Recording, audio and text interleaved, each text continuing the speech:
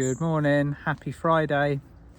It's that time of the week again, and this is the first morning that I've had to wait a little bit until there's actually some daylight behind me. It's most definitely coming into that part of the autumn where everything's darker in the mornings, it gets darker light, it gets darker much earlier in the evening. But the temperature is still very warm. It does not feel seasonal yet, and in many ways that also coincides with the light quality that's coming in. There's usually a little bit of a kind of like a, not a downturn, but a sedation in the level of energies that come through, and I'm not noticing it at the moment. There's been a huge increase in the volume of light that we're all receiving, we're integrating. It's having a really interesting spectrum of effects on people now. People waking up, changing courses completely, deciding that something maybe has been their vocation for years, or their point of focus, that it's no longer for them. What we're beginning to witness is the individuality that such a high light frequency brings. We're all beginning to express now our own, the marker points of our own individual pathway, and that's a wonderful thing. It's still tied in with the element of kind of what we call like the fourth dimensional chaos, where none of it's set. Everything is still shifting from one frequency to another, depending on thought structures, clearances, initiations, all of the other things that we're going through. Now, the question has arisen many times from me, from other people, usually in a point of struggle. Why is the spiritual pathway so tough? Why is it so hard? Why is it that we are drawn to something which is seemingly so shiny and filled with angels and unicorns and beautiful crystals and places of power and mystery, and all of a sudden we get involved with it and whack, we're struggling? Well, and I think I've probably answered this a few times before, but in different ways. The spiritual pathway at this particular point in time is about change. It's about evolution of consciousness and vibration. So before, I've kind of jokingly described what I used to view as 5D as a holiday destination. We're going to kind of like wake up or travel off to this beautiful, hopefully sunny fifth dimensional climate where everybody's at peace, everybody's in a state of love. Everybody can live harmoniously amongst the animals, the trees, the plants, the planet, and most importantly with each other, because that relationship that we have with each other is therefore a reflection of our internal self, our processes, what we're going through and what we're utilizing at the time. So many of you, many of us are constantly aware of the fact that we seem to be in a state of flux. We're under pressure. Now, I'm going to use the oldest and the most effective analogy of this is what is a diamond before it becomes a diamond. You've heard the cold being turned into diamond many times, and that is done under pressure. Diamonds are formed under immense heat and pressure over a long period of time. So in many ways, and this also ties in quite nicely with the carbon to crystalline analogy, we are crystallizing our process. We're fine-tuning all of the things that have previously made us habitual residents of the third dimension, and moving out of that. Unfortunately, and in many cases, the letting go process, the process of releasing everything so that we may be burden-free as possible and thinking via the heart, rather than the ego.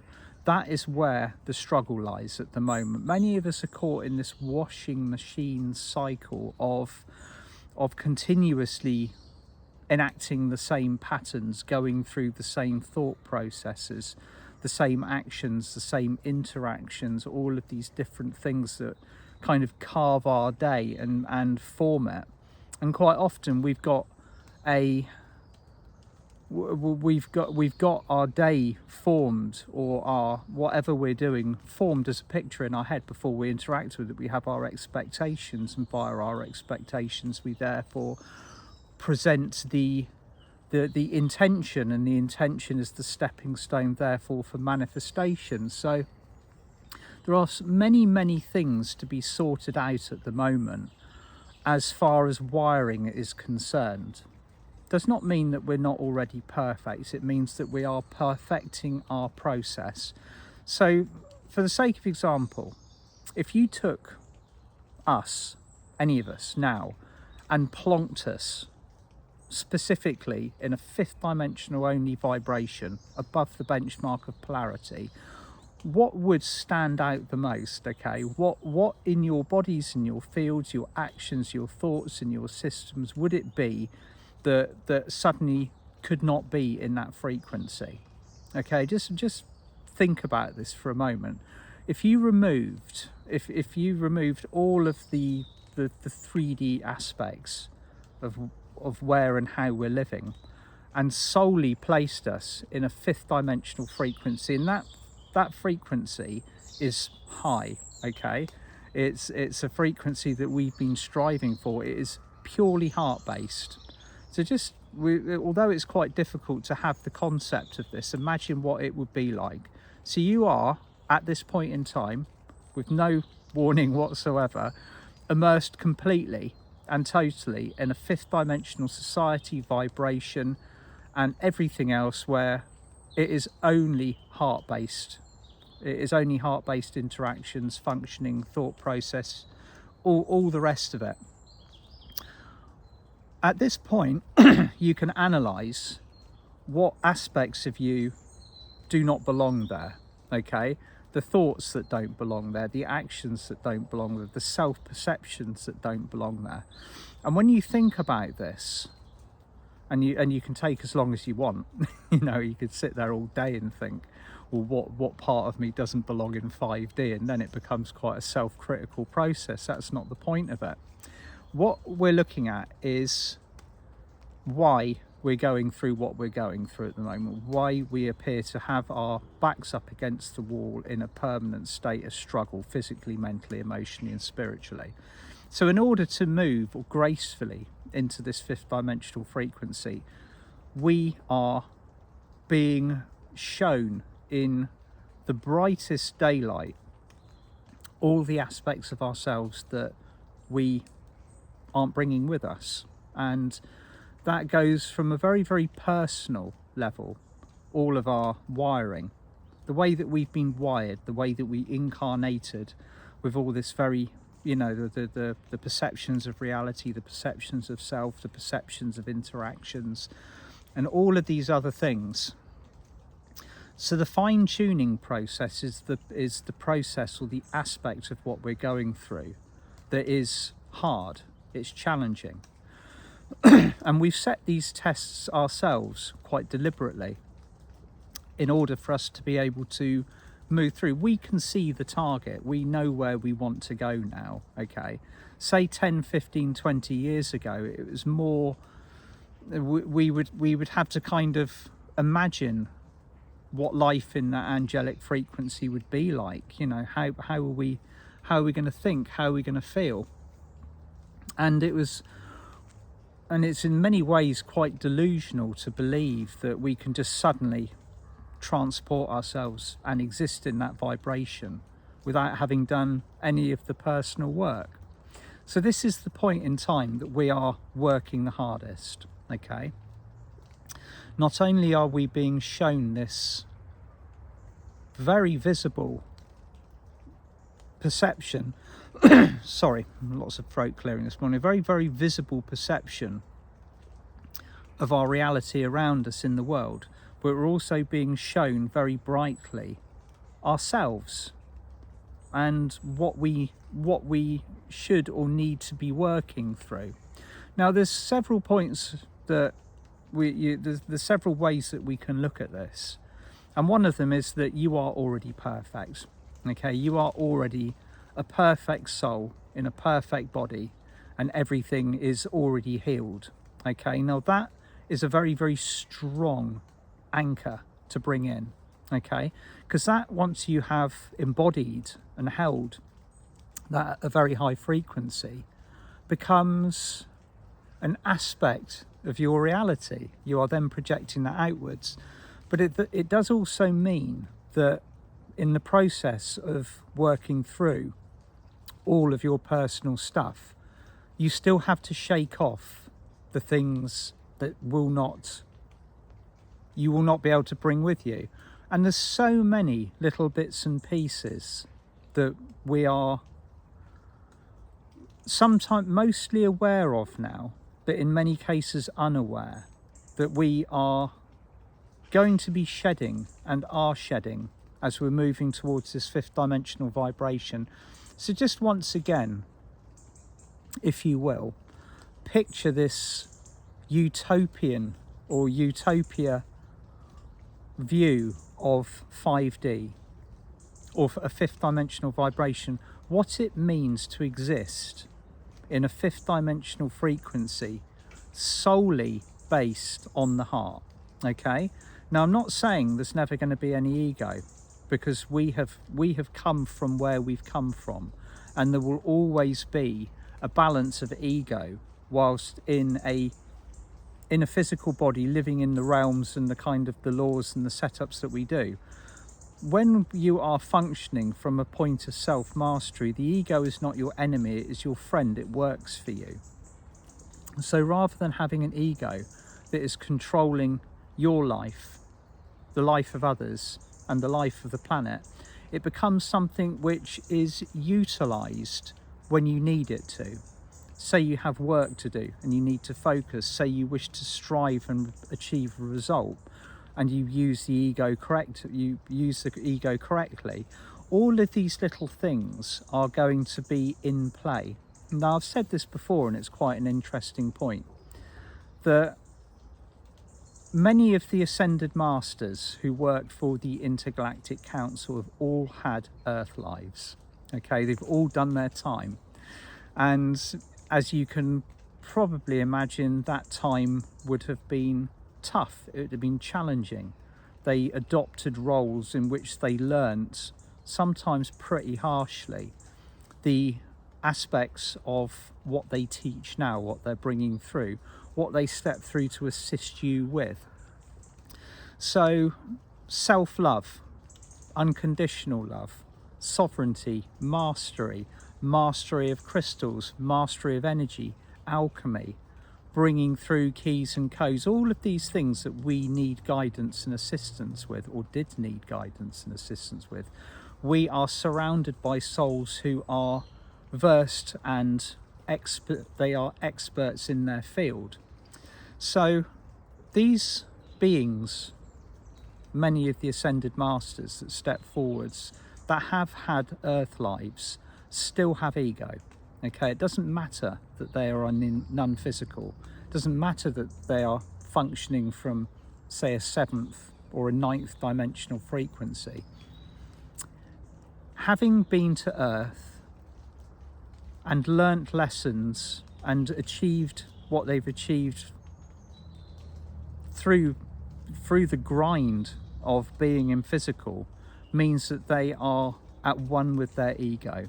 Okay, the ego and the heart work symbiotically, harmoniously, but the heart is in charge.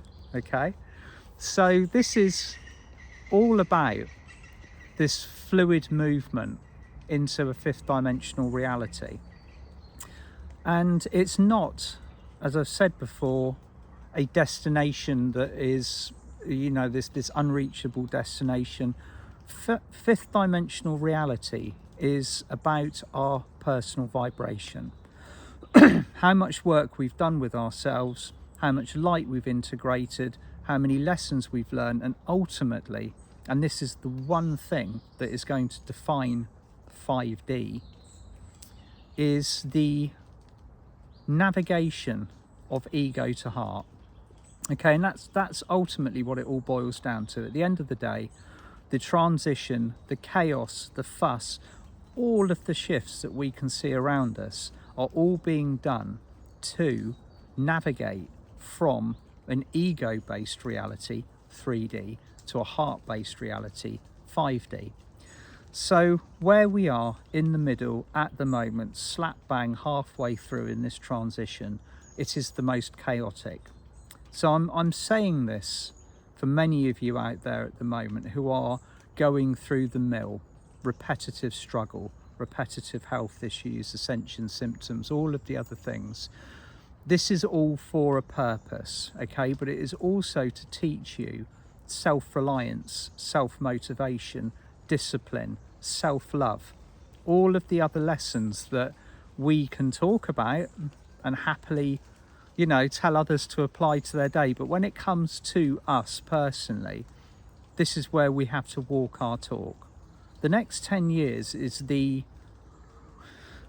it's going to be possibly the most interesting but also important 10 years of any of our incarnations, any of our time on this planet, because we are going to be required to be resolute, focused and disciplined in what we are achieving with ourselves, and therefore as a reflection of this into our reality. So when you hear these terms, oh, I'm moving away from my ego, I'm renouncing the ego within me is no more, that to me is it's a bit of a fantasy, okay? Because even at the highest frequencies, even in the higher dimensional spaces, the ascended masters, particularly the ones that have had their earth time, are all aware of their egos and will still have their ego in check, may still occasionally respond from a point of ego if something triggers them. At the end of the day, being human is we belong to an exclusive club. Okay, once you've been on this planet, once you've done what we are doing here, it puts you into a very special club that once you've left Earth and gone back to your lofty climes of non-physical, the lessons of the ego come with you. Your monads, your oversoul, and all of the other souls that are connected to you will also be benefiting from witnessing what you have learned if they've not learnt it themselves. That's why Earth School is so highly sought after, why souls will queue for multiple incarnations for the opportunity to incarnate here, and then when they do, they forget about where they come from and they moan constantly. It's a bit of a running joke, especially when you're witnessing what's going on this planet from a higher perspective. It's just like, well, you know, what do you expect? You take the memory away, you cover the third eye in the veils and forget where you've come from, and naturally you are going to complain about your experience because it's tough. It's tough. And I've said this many times, this is a challenging, very challenging planet to be on, particularly at the moment. So I feel you. If you are under pressure at the moment, if you are being formed into that diamond, it's all for a purpose. It's all part of the process. The dark night of the soul, the crucifixions, all of these other terms that we use that immediately trigger that yeah, I resonate with that. That's what I'm going through. It's when you are actually going through it, there is no description that you can put on the depth of the experience, and there's also very little that anybody on the outside can do to help you. That's another thing that I just want to touch on quickly. Many of you that are reaching out at the moment, that are really going through it, that you might feel like you've been abandoned or that you do not have the help and assistance available to you, That in many cases is another formula by design. For the initiations that are formed specifically to turn you from coal to a diamond, if people were allowed to intervene, or spirit was allowed to intervene, or your guides and your angels were allowed to give you all the help that you needed, you probably wouldn't be learning what you need to learn from the situation. You wouldn't have the opportunity to form under pressure into something which is far more capable of doing things for yourself, doing the things that you need to do for yourself, because you constantly use the assistance. So that is why in many cases I'm seeing this again, and it's not a new thing, okay, but the field of transformation, the field of alchemy, and the level of the tests at the moment are very, very high, because we're doing everything everything so much faster than we used to. The rate of transformation on Earth at the moment is rapid. So the people around you that are just waking up, they're not getting the period of grace that I may have had, or other souls that have woken up early. Everything's happening bang, bang, bang, bang like that, and there's very little time to kind of keep up with it. In many cases, this isn't going to slow down. The point at which we all move from this era of struggle, of alchemy, of transformation, is the point at which we learn how to navigate the systems, the practices, the evolution of our planet fluidly and easily. And the key component, or the core to that, is self-love, self-mastery, so to honour the process and actually give ourselves the love. We can do all of this work. We can speak many words many times, but they mean nothing until we've learned how to love ourselves and to move on. And again, referring back to things that I've spoken about previously, imagine, if you will, a planet of people, or a society of people who all love themselves unconditionally, okay, for all of our flaws, all of our discrepancies, all of the things that we would normally berate or beat ourselves up about. We forgive it, we move on, okay. We love ourselves for all of the blemishes, all of the experiences, all of the supposed wrongdoings that we've gone through, and we operate from a point of self-forgiveness, self-love. And that, my lovelies, is a field that I want to live in, okay? That's the target. The heart-based compassion that we have for ourselves can only be applied to others when we have done that inner work. So yes, at the moment things are challenging. They are tough, because we are being required to view and work through that, and the lessons will repeat until we navigate it, till we learn. We can't ask for somebody or something or the universe to love us and hold us until we have applied that self-love, that nurturing, to ourselves first of all, and then we are opening the gateway. The walls of the heart come down and it comes in. So that is 5D reality to me, okay, that vibration. And at that point we've navigated far away enough from the ego to actually say, I love you. I love you, you have served me. And when we go about something that requires an element of ego to be infused into it, the ego works as our friend, as our support unit, and is infused into the work that we're doing. So that is my Friday Ascension update. And I'd just like to say, or give a shout out for the projects that I've been doing and I'm in the process of doing with Donia Morris and Lavisa Alton. I sent my newsletter out the other day with a slight it needs correction basically. The free event that we are inviting everybody to sign up for is going to be available on the 10th, so register for it now, and upon the 10th of October it will become available. You can sign up for the pre-order of the Asgard collection scarves that we've created. So I'm sorry if some of you went to the website and tried to pre-order prematurely. That one's on me.